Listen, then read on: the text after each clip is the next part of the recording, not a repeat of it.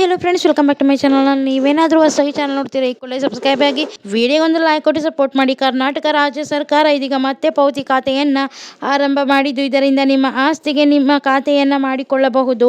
ಇನ್ನು ಮುಂದೆ ತಮ್ಮ ಖಾತೆಯನ್ನು ತಮ್ಮ ಹೆಸರಿಗೆ ಮಾಡಿಸಿಕೊಳ್ಳಲು ಕಂದಾಯ ಇಲಾಖೆಗೆ ಅಲೆಯುವ ಅವಶ್ಯಕತೆ ಇಲ್ಲ. ಸರ್ಕಾರವೇ ಪಾವತಿ ಖಾತೆಯ ಆಂದೋಲನದ ಮೂಲಕ ನಿಮ್ಮ ಮನೆ ಬಾಗಿಲಿಗೆ ಬರಲಿದೆ ಸ್ನೇಹಿತರೆ. ಇದರಿಂದ ಮೃತಪಟ್ಟವರ ಹೆಸರಿನಲ್ಲಿರುವ ಆಸ್ತಿಯನ್ನು ನಿಮ್ಮ ಹೆಸರಿಗೆ ಮಾಡಿಕೊಡಲಾಗುತ್ತದೆ ಸ್ನೇಹಿತರೆ. ಈ ಪಾವತಿ ಖಾತೆಯ ಅಡಿಯಲ್ಲಿ ಕಂದಾಯ ನಿರೀಕ್ಷಕರು ಮತ್ತು ಗ್ರಾಮಾಭಿವೃದ್ಧಿ ಅಧಿಕಾರಿಗಳು ನಿಮ್ಮ ಮನೆ ಬಾಗಿಲಿಗೆ ಭೇಟಿ ನೀಡಿ ವಾರಸುದಾರರಿಗೆ ಮೊಬೈಲ್ ಮೂಲಕ ಪಾವತಿ ಖಾತೆಯನ್ನು ನೋಂದಾಯಿಸಲಿದ್ದಾರೆ.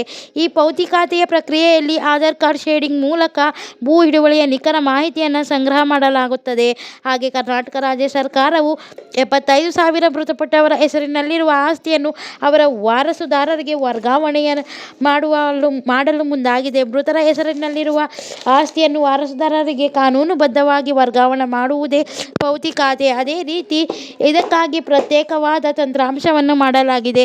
ಇದರ ಮೂಲಕ ವಾರಸುದಾರರಿಗೆ ಜಮೀನಿನ ಪಹಣಿಯನ್ನು ವರ್ಗಾವಣೆ ಮಾಡಲಾಗುತ್ತದೆ ಎಂದು ಪ್ರಕಟಿಸಿದೆ. ಹಾಗೂ ಇದರ ತಂತ್ರಾಂಶವು ವಂಶವೃಕ್ಷದ ಆಧಾರದ ಮೇಲೆ ವಾರಸುದಾರರ ಮಾಹಿತಿ ಸಂಗ್ರಹಿಸಿ ಆಧಾರ್ ಸಂಖ್ಯೆಯ ಮೂಲಕ OTPಯನ್ನು ಪರಿಶೀಲನೆ ಮಾಡಲಾಗುತ್ತದೆ. ಪಾವತಿ ಖಾತೆ ಅಭಿಯಾನವು ಆಸ್ತಿಯ ನಿಜವಾದ ವಾರಸುದಾರರಿಗೆ ಉಪಯೋಗವಾಗಲಿದೆ ಸ್ನೇಹಿತರೆ ಎಂದು ರಾಜ್ಯ ಸರ್ಕಾರ ತಿಳಿಸಿದೆ. Thanks for watching friends.